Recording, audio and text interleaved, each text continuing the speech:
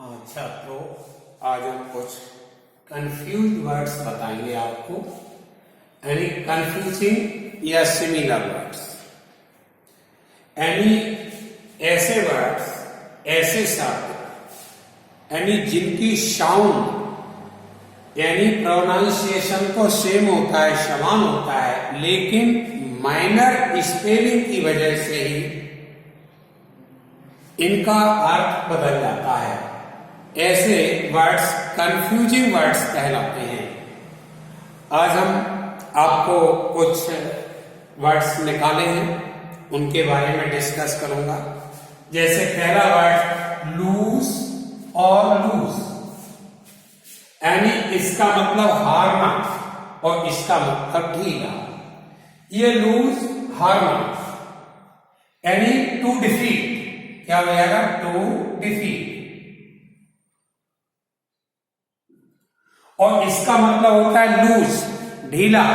जैसे I look strength in loose shirt, I look strength in loose shirt, मैं loose shirt में बहुत strength लग रहा हूं। तो इस तरह से हम दोनों का प्रोनाउंसिएशन तो समान रूप से करते हैं, लेकिन इनका अर्थ बिल्कुल ही अलग है। ऐसे सब कंफ्यूजिंग वर्ड्स कहलाते हैं। जैसे दूसरा वर्ड है देन, THAN और THEN। इसका मतलब होता है से, यानी टू कंपैरिजन, इसका तुलना के लिए किया जाता है। और इसका देन यानी तो या फिर या तब के लिए किया जाता है। जैसे मैंने कहा he is bigger than me, he is bigger than me, वह मुझसे बड़ा है। और इसका मतलब then, जैसे I was not there then, I was not there then, तब मैं वहां नहीं था। तो इसको हम ऐसे करेंगे। तीसरा वर्ड एक्सेप्ट, ACCEPT और EXCEPT, दोनों का प्रोनाउंसिएशन एक समान है, लेकिन स्पेलिंग भिन्न है। तो ये एक्सेप्ट का मतलब होता है स्वीकार करना, ये वर्ब है। क्या है? वर्ब है।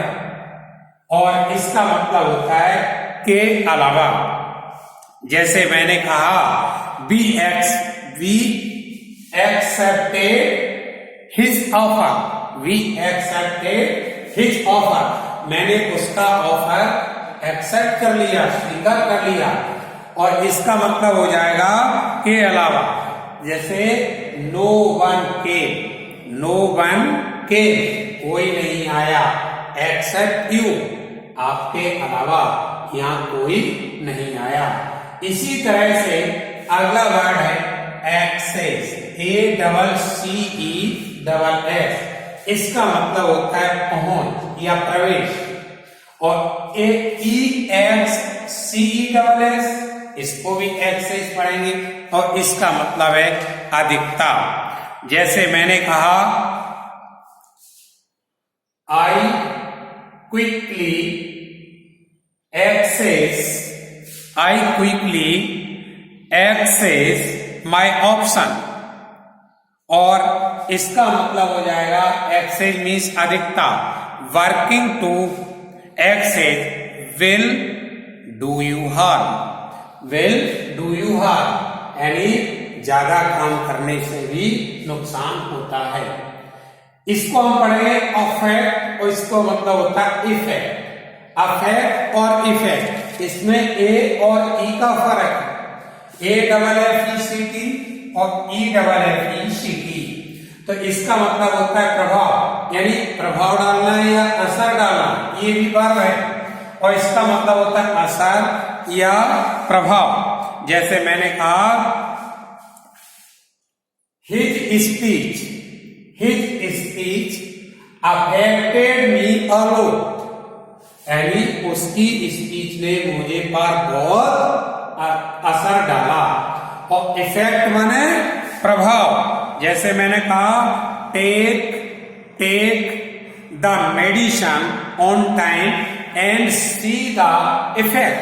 Take medicine on the time.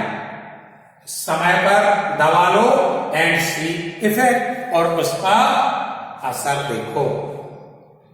इसी तरह से नेक्स्ट वर्ड है देयर और देयर। इसका स्पेलिंग THERE, यानी देयर मीन्स वहां, इसका प्लेस के लिए होता है, स्थान के लिए होता है, और देयर माने उनका, और इसका मतलब यानी ओनरशिप, यानी इसका मतलब स्वामित्व के लिए होता है। जैसे देयर माना वहां, जैसे मैंने कहा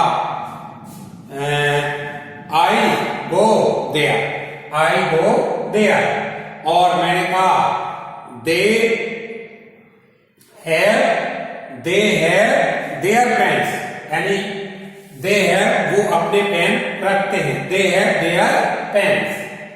इसी तरह से प्रिंसिपल और प्रिंसिपल, PRINCIPL, PAL, इसका मतलब कॉलेज या स्कूल का हेड, कॉलेज या स्कूल का हेड, ये प्रिंसिपल होता है। और इसका मतलब होता है प्रिंसिपल, यानी उसूल, सिद्धांत। प्रिंसिपल और प्रिंसिपल, जैसे ये तो स्कूल या कॉलेज का हेड हो गया, और ये प्रिंसिपल यानी सिद्धांत हो गया। जैसे मैंने कहा I have many principles, I have many principles in my life, यानी मेरे जीवन में मेरे बहुत सिद्धांत हैं। अब ए वियर और ए वियर, वियर मीन्स सहना और वियर मीन्स नंगे पैर। जैसे मैंने कहा वियर मीन्स सहना, BEAR, और वियर मीन्स नंगे पैर, BARE। जैसे मैंने कहा सहना क्या हो जाएगा, all I can bear is no humiliation, मैं सब कुछ बियर कर सकता हूं, सब कुछ सहन कर सकता हूं, पर अपमान नहीं। इसी तरह से बियर, BARE, इसका मतलब हो जाएगा नंगे पैर। जैसे मैंने कहा I go to the temple barefoot, I go to the temple barefoot. इसी तरह से टू और टू, ये टू प्रपोजिशन है, प्रीपोजिशन। इसका को अर्थ होता है साइलेंट है। जैसे मैं स्कूल जाता हूं, I go to school, I go to school, और इसका मतलब हो जाएगा टू माने बहुत ज्यादा। जैसे मैंने कहा yesterday I waited to look for you, to look for you, I waited to look for you. इसी तरह से ऑलरेडी और ऑलरेडी, ये डबल एल READY और एक एल इसमें कम है, इसका मतलब है ऑलरेडी यानी सब रेडी, सब तैयार है, और इसका मतलब होता है पहले से थी। जैसे मैंने कहा are you all ready for the test, are you all ready for the test, और I already have a pen, I already have a pen, मेरे पास पहले से ही पेन है। अब एक क्वाइट, इस क्वाइट का मतलब है चुप यानी साइलेंट, और इस क्वाइट का मतलब होता है कंप्लीटली, पूरी तरह से, पूर्ण रूप से, यानी इसका मतलब चुप, साइलेंट, QUIET और QUITE, इसका मतलब होता है पूर्ण रूप से। तो क्वाइट और क्वाइट, जैसे मैंने कहा he was quiet for a long time, he was quiet for a long time, वह लंबे समय तक क्वाइट रहा, चुप रहा। और इसका मतलब क्वाइट मीन्स पूरी तरह से, it is quite near of the it is quite near, quite near, पूरी तरह से नियर। कहां पे? It is quite near of the park gate, यानी पार्क गेट के पास ही है। अब नेक्स्ट वर्ड है ब्रेक, BREAK, और इसका मतलब BRAKE, यानी ब्रेक माने टूटना या तोड़ना, और ब्रेक माने जो ब्रेक किसी गाड़ी में, वैन में, बाइसिकल में, बाइक में, ये ब्रेक वो BRAKE। जैसे मैंने कहा break it up, break it up, इसे तोड़ दो। और फिर मैंने कहा डोंट ब्रेक सडनली, अचानक ब्रेक मत लगाओ। अब अगला है सेल, SAIL और SALE, सेल माने बिक्री, यानी ये सेल पाल, यानी किसी के ऊपर जो कपड़ा लगा दिया जाता है उसको सेल कहते हैं, त्रिपाल कहते हैं, और ये सेल यानी बिक्री होती है। जैसे मैंने कहा the sail on the boat, बाज पे, the sail on the boat, यानी जो